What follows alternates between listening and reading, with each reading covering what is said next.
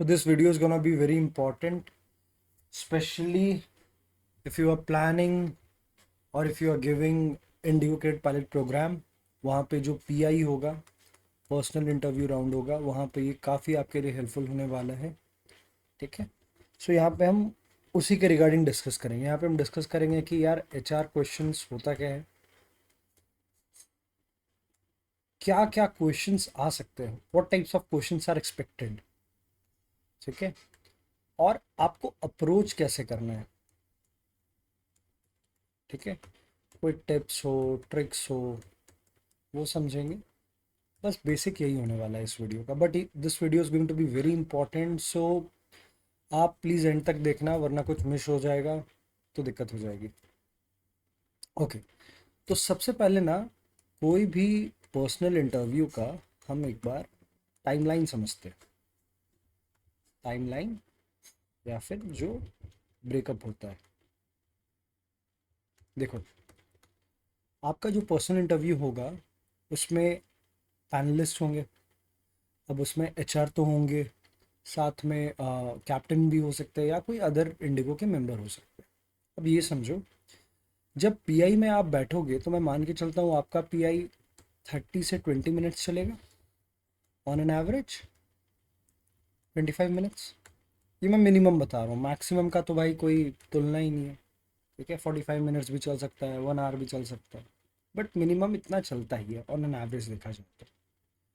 अब बात आता है कि सबसे पहले जो वहाँ पे होता है वो HR क्वेश्चन राउंड होता है।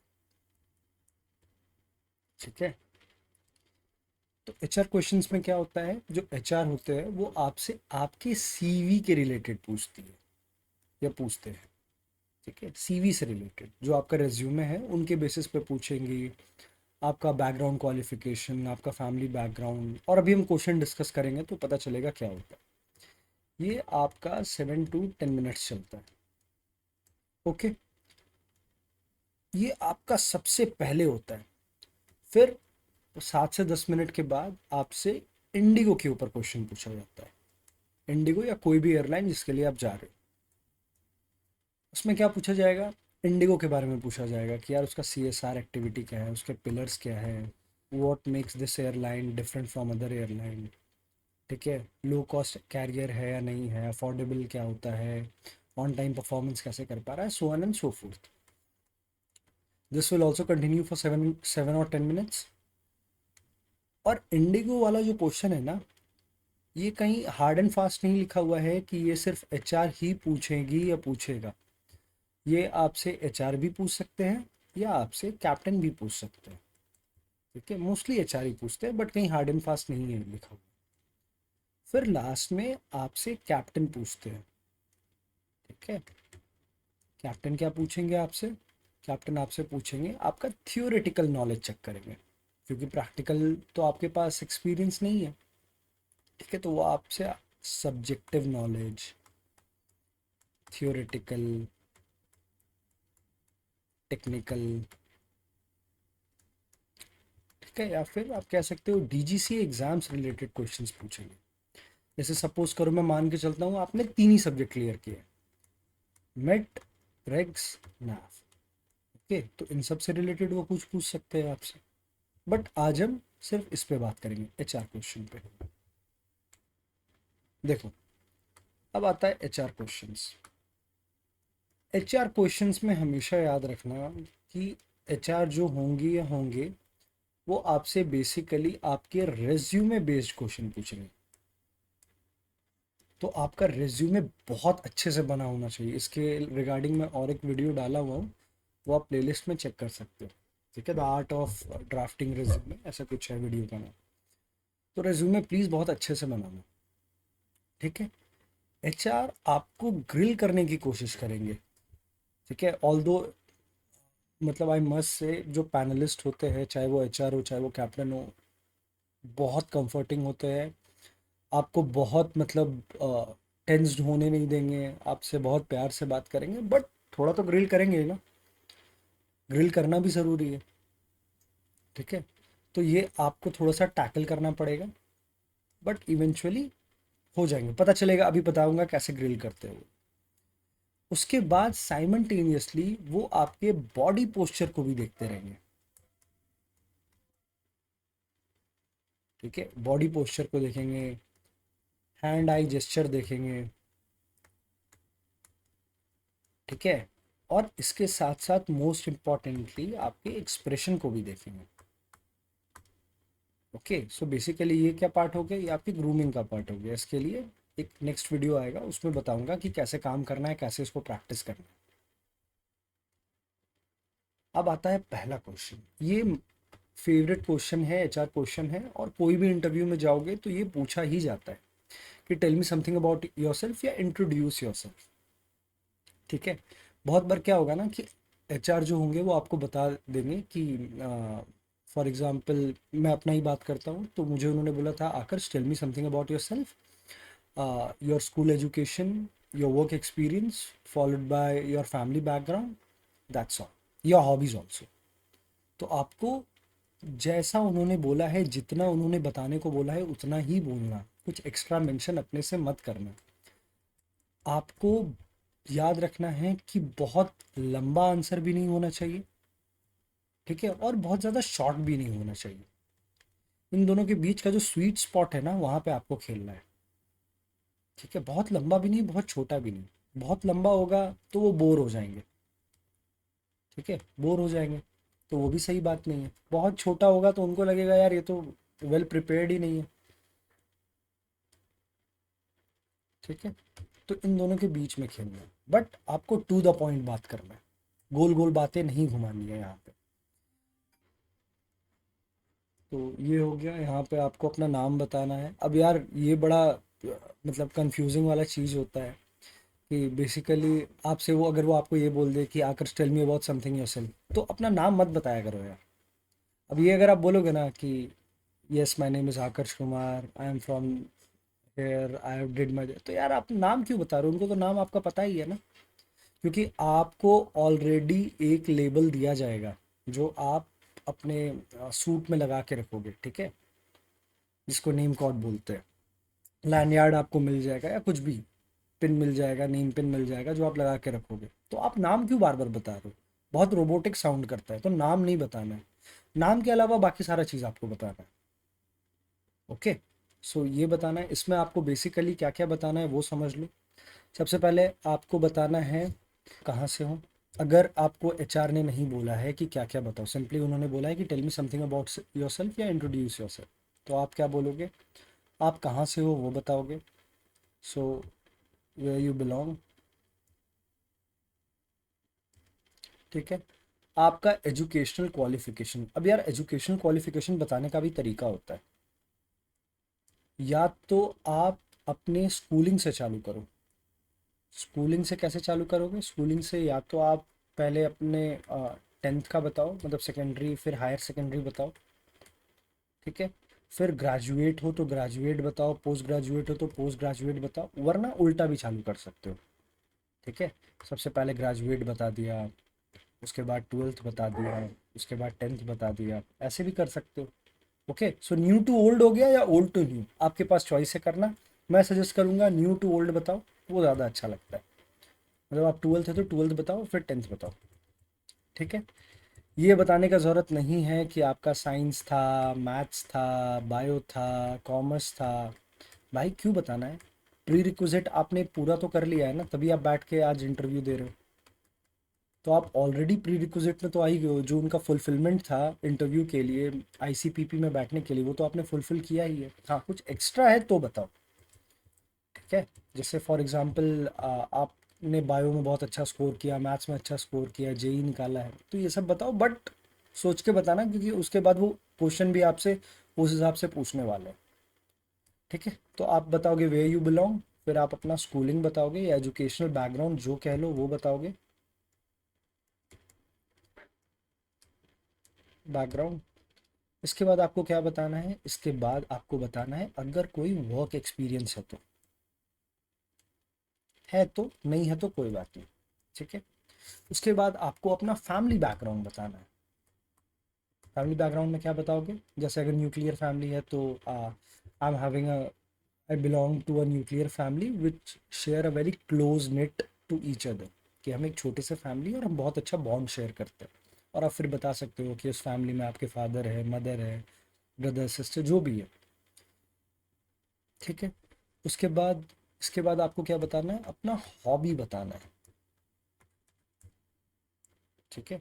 हॉबी बताओगे, हॉबी में 10 हॉबी मत बताना, देख लेना यार जो आपने सीवी में लिखा है या रिज्यूमे में लिखा है वही हॉबी बताना, और उस हॉबी को अच्छे से मास्टर कर लेना। कैसे मास्टर करना है वो भी समझ लो। सपोज करो आपने हॉबी बताया कि आपको सिंगिंग पसंद है। ठीक है। या सपोज करो पेंटिंग पसंद है, या क्रिकेट पसंद है, कुछ भी।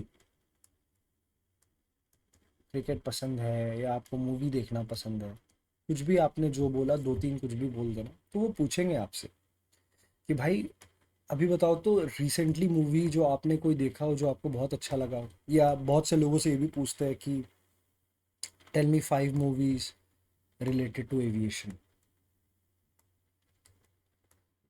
तो आपको बताना पड़ेगा, और वो जो 5 मूवी का नाम बोलोगे आपको उस मूवी का थोड़ा सा क्रक्स पता होना चाहिए, मतलब समराइज तो आपको करना ही पड़ेगा उस मूवी से आपने क्या सीखा, और वो मूवी में एक्टर डायरेक्टर कौन था।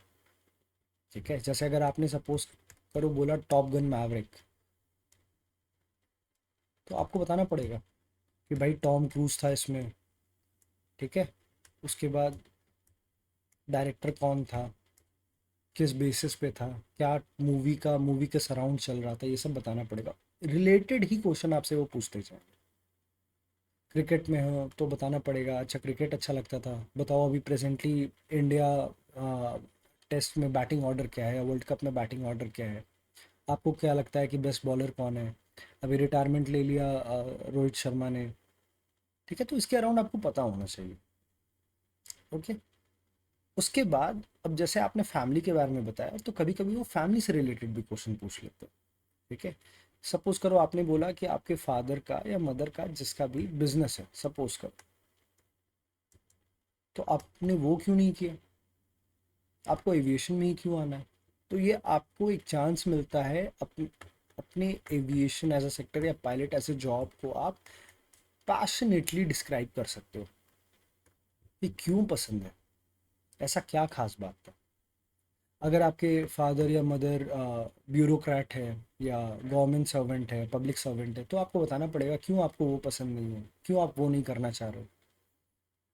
ठीक है। क्यों आप एविएशन की तरफ ही खींचे चले आ रहे हो। ठीक है। अच्छा दूसरा चीज़, सपोज करो आप कॉमर्स बैकग्राउंड के थे, ये समझना बहुत ज़रूरी है। कॉमर्स बैकग्राउंड के थे एंड आपने फिर आईसीपीपी में अप्लाई किया, तो जाहिर सी बात है फिर आपने अपना स्ट्रीम चेंज करके साइंस का एग्ज़ाम दिया होगा। ठीक है। या आप बायो के थे या आर्ट्स के थे, फिर आपने साइंस में मैथ्स फिजिक्स इंग्लिश किया होगा। तो ये गैप क्यों, इसका जस्टिफिकेशन प्लीज़ बहुत अच्छे से तैयार कर लेना। और मैक्सिमम ये होता है ना कि लोग अपने पेरेंट्स की गलती दिखा देते हैं यहाँ पे कि यार पेरेंट्स नहीं मान रहे थे, तो ये काम मत करना, ये प्लीज़, ये ब्लेम गेम सेल्फ पिटी वाला आदत है, ये अच्छा सुनने में नहीं लगता है, अच्छा साउंड नहीं करता। ठीक है। तो ये एक अच्छे गैप ईयर को अच्छे से जस्टिफाई करना, अगर आपका वर्क एक्सपीरियंस रहा है और आप कहीं पे काम करने के बाद अगर फिर आ रहे हो आईसीपीपी में, तो आपको बताना पड़ेगा कि यार आपका तो वर्क एक्सपीरियंस था, आप तो अच्छा कर रहे थे, अब आपको क्यों आना है यहाँ पे। ठीक है। क्योंकि अगर आप छोड़ के आ रहे हो तो वो बोल देंगे कि आपका तो कमिटमेंट इशू है, आप लॉयल नहीं हो अपने काम से, आप बात बात में चेंज कर ले रहे हो, आपका मूड कर रहा है आज आप ये उठ के कर ले रहे हो, तो आपको जस्टिफाई करना पड़ेगा कि नहीं सर ऐसा नहीं है, या नहीं मैम ऐसा नहीं है। और वो जस्टिफिकेशन आपका खुद का होना चाहिए प्लीज़। एचआर क्वेश्चन के लिए डोंट यूज चैट जीपीटी। अब चैट जीपीटी का ये मतलब नहीं है कि सिर्फ चैट जीपीटी, कोई भी डीप सीक, सीरी, गूगल, कुछ भी जो एआई प्रॉम्प्ट है आपका, कुछ मत यूज़ करना, खुद से लिखना। ठीक है। क्योंकि वो जो ओरिजिनलिटी है वो आपका ये सब नहीं दे पाएगा, और उनको पता चल जाएगा जैसे ही आप चैट जीपीटी वाला आंसर बोलोगे, उनको पता है एचआर जो वहाँ पे बैठी है या बैठा है, उनका काम ही यही है कि वो डेली बेसिस पे इंटरव्यू लेते हैं। आप उनको क्या बेवकूफ़ बनाओगे? आप यहाँ पे 20 मिनट इंटरव्यू देने आए हो, 20 साल से यही कर रहे हैं। ओके, सो गैप ईयर को भी आपको जस्टिफाई करना है, हॉबीज को आपको बताना है। फिर आपको बताना है कि पायलट एज अ जॉब ही क्यों, या एविएशन एज अ सेक्टर ही क्यों। ये क्वेश्चन काफ़ी इंपॉर्टेंट है, और ये क्वेश्चन आपको मौका देता है शोकेस करने का कि आप क्यों इतने पैशनेट हो। और प्लीज़ चैट जीपीटी मत यूज़ करना, मैं बार बार बोल रहा हूँ, कोई भी क्वेश्चन के लिए खुद से सोचो, खुद से लिखो, किन्हीं को दिखाओ, अपने मेंटर को दिखाओ। आप किसी कोचिंग में हो, किसी का गाइडेंस ले रहे हो, आपका कोई बड़ा भाई है, बड़ी बहन है, किन्हीं को आप जानते हो, कोई कैप्टन हो, पायलट हो, आप उनको दिखाओ और उनसे पूछो कि ये सही है या नहीं है। आप कमेंट में भी लिख सकते हो। ठीक है, तो ये सब करो, पर चैट जीपीटी यूज़ मत करना। ये क्वेश्चन बहुत इंपॉर्टेंट है, और ये 110% पूछा जाता है। यहाँ मैं वही क्वेश्चन बता रहा हूँ जो पूछने का 99.99% चांस है। ओके, क्योंकि वो भी तो जानना चाहेंगे ना, क्यों आप, ऐसा क्या है आप में।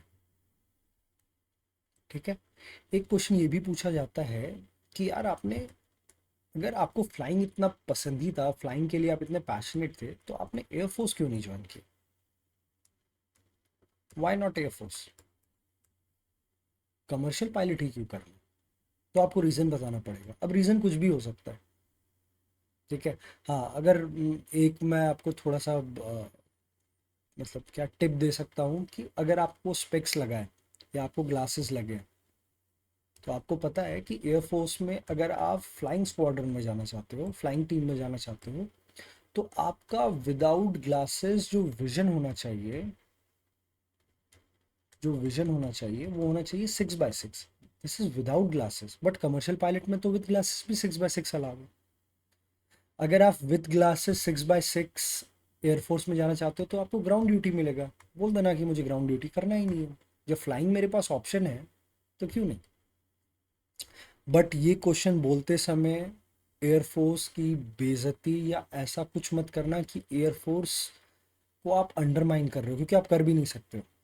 Air force is guardian of our airspace, आप उनको अंडरमाइन कर ही नहीं सकते हो। तो यहाँ पे जो चॉइसेस ऑफ वर्ड रहेंगे ना, वो बहुत अच्छे से रखना। आपके कोई भी सेंटेंस, कोई भी लाइन में ऐसा नहीं लगना चाहिए कि आप एयरफोर्स को अंडरमाइन कर रहे हो या डिसरिस्पेक्ट कर रहे हो, प्लीज़, और करना भी नहीं चाहिए। तो ऐसा कुछ करना मत, बहुत ख़राब इंप्रेशन देगा। ठीक है, दूसरा क्या होगा? दूसरा हो गया कि वो आपसे पूछेंगे कि आपके अंदर 3 मेरिट और 3 डीमेरिट्स क्या है। ठीक है, मतलब होगा ना, कोई 3 स्किल होगा जो आपके अंदर बहुत अच्छा होगा, और कोई 3 चीज़ें ऐसी होगी जो आपको चेंज करना हो। जैसे 3 मेरिट हो सकता है कि आप बहुत टाइम पंक्चुअल हो सकता है कि आप बहुत टाइम पंक्चुअल हो, बहुत डिसिप्लिन हो सकता है आप आपका एक कम्युनिकेशन स्किल बहुत अच्छा हो सकता है आप में लीडरशिप क्वालिटी हो।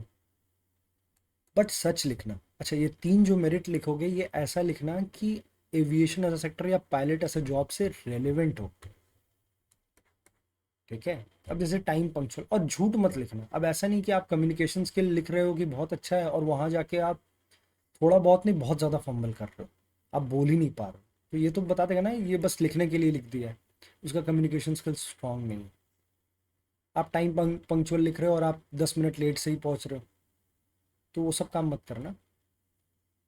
ठीक है, और डीमेरिट्स में यार जरूरी नहीं है कि, वो लोग बोलते हैं ना कि अपने डीमेरिट्स भी ऐसे लिखो कि वो मेरिट जैसा लगे। नहीं यार, इतना कोई लफड़ा ही मत लिखो, बेसिक डीमेरिट्स लिखो जो सबके होते हैं, और उसको एक्सप्लेन करो। क्योंकि डीमेरिट आप जैसे ही अपना बताओगे, अपने साथ कुछ इशू बताओगे, वो पूछेंगे कि आप इन पे काम कैसे कर रहे हो, क्योंकि आपको इसको इम्प्रूव भी तो करना है ना। ये डीमेरिट्स को हटाना है, ये प्रॉब्लम्स को हटाना है, तो आप काम कैसे कर रहे हो। तो यार मेरा बड़ा सिंपल फंडा है, ज़्यादा लफड़ा वाला काम नहीं करना है। मेरे से पूछा गया था, मैंने बताया था कि I tend to procrastinate a lot. ठीक है, प्रोकास्टिनेशन एक कॉमन प्रॉब्लम है। प्रोकास्टिनेशन का मतलब क्या होता है? चीज़ों को टालना, थोड़ी देर बाद करूँगा, कल करूँगा, परसों करूँगा। नॉर्मल सी चीज़ है, सबको ये इशू आता है। तो ये आप ये लिख सकते हो। फिर एक बैड स्पेंडिंग हैबिट,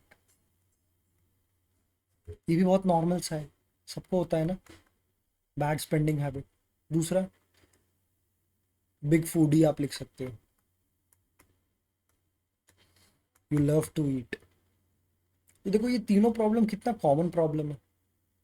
और जब कॉमन प्रॉब्लम का आप उनको सोल्यूशन बताओगे, क्योंकि वो सोल्यूशन जब आपसे पूछेंगे कि आप काम कैसे कर रहे हो, और ये तीनों इतना कॉमन प्रॉब्लम है कि सब रिलेट कर पा रहे हैं, इन तीनों में से कोई ना कोई प्रॉब्लम किसी ना किसी के साथ होना ही होना है।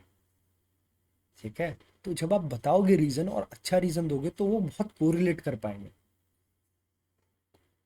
ओके, तो ये भी समझना काफी जरूरी है। उसके बाद आपको बताना पड़ेगा कि आप बाकी लोगों से अच्छे कैसे हो। जैसे वहां पे अगर 25 लोग इंटरव्यू दे रहे हो,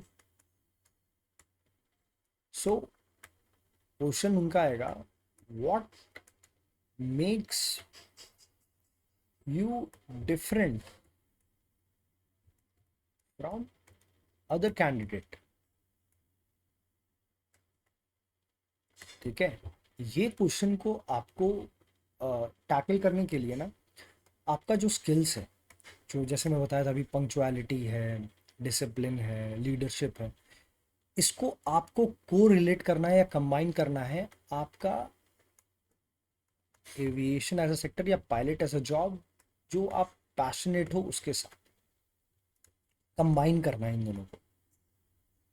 ठीक है, आपको बताना पड़ेगा कि अगर आप में लीडरशिप स्किल है तो ये लीडरशिप स्किल हमारे काम का है, क्योंकि इंडिगो या कोई भी एयरलाइन मुझे एज अ जेएफओ नहीं देखता है, मुझे एज अ फ्यूचर कैप्टन देखता है। तो अगर मेरे में लीडरशिप स्किल है तो ये मेरे ये अच्छा ही है ना। अगर मैं पंक्चुअल हूँ तो मैं ऑन टाइम परफॉर्म कर पाऊंगा ना, एयरक्राफ्ट के डिले नहीं होने दूंगा। मतलब अनटिल अनलेस कोई ऐसा प्रॉब्लम आ गया या मेडे या पैन पैन लाइक सिचुएशन आ गया तो अलग बात है, बट ऐसे मैं होने नहीं दूंगा। ठीक है, और यहीं पे आपको ये भी शोकेस करना है कि आप कैसे पैशनेट हो। ओके, और please remember, don't be rude to them. बहुत अच्छे से बात करो, बहुत प्यार से बात करो। हाँ, तो पूछ सकते हैं 5 एविएशन रिलेटेड न्यूज़। ठीक है, या पूछ सकते हैं 5 इंडिगो या जो भी एयरलाइन में आप जा रहे हो, इंडिगो रिलेटेड न्यूज़। और जो ये 5 न्यूज़ होगा वो आपको बहुत थॉरो पता होना चाहिए, बहुत थॉरो, बहुत ही ज़्यादा थॉरो, मतलब इन डिटेल पता होना चाहिए। जो जो वर्ड आप यूज़ करोगे यहाँ पे, वो सब वर्ड का मतलब पता होना चाहिए। कि सपोज करो आपने एवरेज सीट पर किलोमीटर आस्क अगर बोल दिया, सपोज करो मैं ये वर्ड बोल रहा हूँ, तो इसका आपको मतलब पता होना चाहिए। अगर आपने बोल दिया हब एंड स्पोक मॉडल, तो आपको इसका मतलब पता होना चाहिए। अगर आपने ऑन टाइम परफॉर्मेंस या एमआरओ फैसिलिटी की बात कर दी, तो ये सब का मतलब पता होना चाहिए आपको। तो अननेसेसरी वर्ड यूज मत कर देना, अगर मतलब पता नहीं है तो। मतलब पता है तो ही वर्ड यूज करना, वरना सिंपल साफ शब्दों में उनको समझा देना।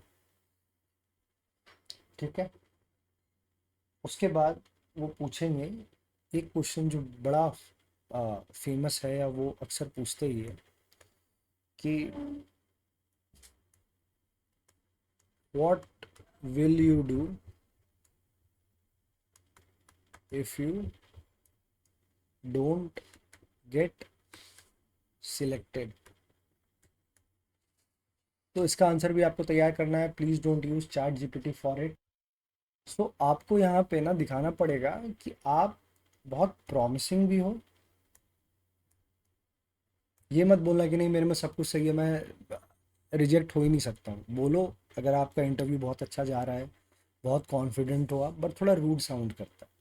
यहाँ पे आप अपना फ्यूचरिस्टिक और प्रॉब्लम सॉल्विंग स्किल शो करो कि हाँ यार, अगर मैं रिजेक्ट भी हो जाता हूँ कोई बात नहीं, हाँ बुरा लगेगा। अब ऐसा नहीं कि आप टेंस्ड हो जाओगे। ये मत बोलना कि यू विल फील डिप्रेस्ड, ये वर्ड यूज ही मत करना, क्योंकि कुछ कुछ लोग यूज करते हैं कि if I get selected I will be depressed for a few day. Depression is a major problem. ठीक है, वो एक काइंड ऑफ डिजीज तो नहीं है, बट एक बहुत बड़ा साइकोलॉजिकल प्रॉब्लम है। आप बोलना कि हाँ मैं अपसेट होऊंगा कुछ दिन के लिए, नॉर्मल है, रिमोर्स तो होते ही है लोग, दुख होता है उनको, बट मैं वापस देखूंगा कि कहाँ कहाँ मैंने अपनी गलतियाँ की थी। मैं आपसे भी इनपुट ले लूँगा कि कहाँ कहाँ गलतियाँ की थी मैंने। ठीक है, मैं गाइडेंस लूँगा अपने मेंटर से, फैकल्टी से, और फिर मैं वापस उन सब चीज़ों पे वर्क करूँगा, और फिर मैं वापस इंटरव्यू देने आऊँगा कूल डाउन पीरियड के बाद। है ना? ये क्या शो किया कि हाँ यार आप एक प्रॉब्लम सॉल्विंग आदमी हो, आप एक पॉजिटिव स्पेक्ट्रा वाले लोग हो। ठीक है, सो ऐसे आपको काउंटर करना है। ठीक है, उसके बाद एक क्वेश्चन वो लोग कभी पूछते हैं, क्योंकि आपको पता है कि पायलट का जॉब बहुत स्ट्रेसफुल होता है, बहुत सारे सेक्टर आपको कवर कवर करने हैं, बहुत सारे लोगों से मिलना है, बहुत बड़ी टीम को आपको लेके चलना है, तो काफ़ी स्ट्रेस वाला जॉब होता है। तो उनका क्वेश्चन स्ट्रेस से होता है कि how do you handle your stress. इसीलिए मैं बोलता हूँ कि कभी भी आप हॉबी लिखो ना, तो उसमें एक स्पोर्ट्स जरूर लिखो। एक स्पोर्ट्स लिख लो, पेंटिंग लिख लो, सिंगिंग लिख लो, ताकि ये क्या है, आपका स्ट्रेस बस्टर है। और ये मत बोलना कि आपको स्ट्रेस होता ही नहीं है। हाँ भाई होता है, स्ट्रेस सबको होता है। अगर कोई बोल रहा है वो स्ट्रेस नहीं है, तो प्लीज़ मंदिर के पास एक आप अपना भी फोटो लगा लो, आप भगवान हो। अगर आपको स्ट्रेस नहीं होता है तो स्ट्रेस होता है। स्ट्रेस और टेंशन के बीच का अंतर समझो। प्रोलॉन्ग लेवल पे जब स्ट्रेस होने लगता है तो आप बहुत टेंस और डिप्रेस्ड होने लगते हो। वो नहीं होने देना है, आपको स्ट्रेस को ही काउंटर कर लेना है। अब आप वो कैसे काउंटर करोगे, वो पर्सनली आपके ऊपर डिपेंड है। हो सकता है आपको कुकिंग करके मज़ा आता हो, आपको अपने फैमिली से, आप अपनी गर्लफ्रेंड से बात करके आपको स्ट्रेस रिलीफ मिलता हो सकता है कोई स्पोर्ट्स आपको खेल के मिलता हो सकता है आप योगा करते हो सकता है आप मेडिटेशन करते हो सकता है आप सूर्य नमस्कार करते हो, कुछ भी हो सकता है। बस एक अच्छा शॉर्ट क्रिस्प आंसर तैयार रखना, और वो बोला करो, सीधा आंसर मत बोला करो। एक मतलब 3 सेकेंड रूल फॉलो करो। 3 सेकेंड का कोई भी आंसर, वो कोई भी क्वेश्चन आपके ऊपर वो छोड़े, 3 सेकेंड 2 सेकेंड का पॉज लो, उसके बाद आंसर दिया करो। नहीं तो उनको लगेगा बहुत इम्पेशेंस आदमी है ये, इम्पेशेंट लोग है ये लोग। ठीक है, और आंसर दे रहे हो स्ट्रेस से रिलेटेड, सीधा आंसर मत देना। उनको बोलना कि हाँ stress is very normal in pilots life, but stress को हम लोग कोप अप भी कर सकते हैं।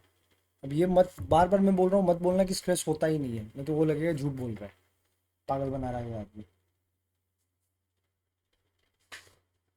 ठीक है, यही है यार, यही बेसिक एचआर क्वेश्चंस है। ये बेसिक एचआर क्वेश्चंस है जो सबको करना है। बाकी क्वेश्चन समझो, इंटरव्यू में होता क्या है कि आप जो भी बोलते जा रहे हो, जो भी क्वेश्चंस आपसे एचआर या कैप्टन पूछ रहे, उससे रिलेटेड आप जो भी आंसर दोगे, उसका क्रॉस क्वेश्चन वो करेंगे आपसे। ठीक है, और ये बेसिक क्वेश्चन है, मतलब ये क्वेश्चन ऐसा है कि 99.99% टाइम वो सबसे ये सब क्वेश्चन पूछते ही है। आगे इसका क्वेश्चन क्रॉस क्वेश्चन के तौर पे आएगा। अब आपने कुछ भी बोला तो उससे रिलेटेड क्रॉस क्वेश्चन आएगा। जैसे अगर आपके फादर सपोज करो एयरफोर्स में है, तो वो पूछ देंगे यार फिर आपने एयरफोर्स क्यों नहीं ज्वाइन किया। फिर एयरफोर्स के ऊपर अलग बात होने लगेगा कि अच्छा रिसेंटली अभी ऑपरेशन सिंदूर हुआ था, वहां पे आप बता सकते हो एयरफोर्स ने क्या किया था। तो ये क्या क्रॉस क्वेश्चन, जो आपने आंसर दिया उसी के ऊपर क्रॉस क्वेश्चन होने लगा। आपने जैसे ही बोला आपका फेवरेट हॉबी जो है वो कुकिंग है, तो उस पर फिर क्रॉस क्वेश्चन हो जाएगा, अच्छा कुकिंग है, कुकिंग में आपको क्या खाना पसंद है आप बता सकते हो। तो सपोज करो आपने बोला कि मुझे पास्ता बहुत पसंद है, तो वो पूछेंगे अच्छा मेरे को बता तो पास्ता कैसे बनता है। ओके, तो यहाँ से क्रॉस क्वेश्चन चालू हो गया। आपने जैसे ही अपना स्किल बताया कि यार मैं ना बहुत डिसिप्लिन हूँ, तो वो पूछेंगे कि यार डिसिप्लिन हो, मेरे को बताओ तो कैसे आप डिसिप्लिन हो, क्या क्या आप करते हो जिसके कारण डिसिप्लिन हो आप। कभी कभी तो ऐसा होगा ना कि आपका भी प्रोक्रास्टिनेशन का मन करता होगा, कभी कभी होता होगा कि आपका भी कंसिस्टेंसी टूटता होगा, तो फिर आप डिसिप्लिन कैसे रहते हो। तो ये सब क्वेश्चन खुद ब खुद तैयार करो। और मैं बार बार बोल रहा हूँ, please don't use chat GPT और any AI tool for this. ठीक है, AI human idealistic human like imitation आपको दे सकता है, बट वो रियल लाइफ आपको सिनेरियोज का आंसर नहीं दे पाएगा, क्योंकि इतने अच्छे से हम लोग को प्रॉम्प्ट करना मालूम ही नहीं है। तो एआई से भरोसा उठाओ, मतलब ठीक है एआई को हेल्प रखो, हैंडी रखो, बट एआई पे रिलाई मत हो एचआर क्वेश्चन के लिए, पर्सनल इंटरव्यू के लिए। तो पता नहीं लोग भेज रहे, यार मेरे पास 10 व्हाट्सएप में पड़ा हुआ है जो लोग मेरे को भेजे, और वो एआई जनरेटेड आंसर है भाई, देख के पता चल रहा है रोबोटिक आंसर है। नहीं, आप नॉर्मल भेजो, नॉर्मल आंसर देखो, नॉर्मल एकदम नॉर्मली आंसर लिखो, जो बहुत ज़्यादा रोबोटिक साउंड ना करे बल्कि बहुत ओरिजिनलिटी के साथ साउंड करे, वो ओरिजिनल लगे सुनने में। ओके।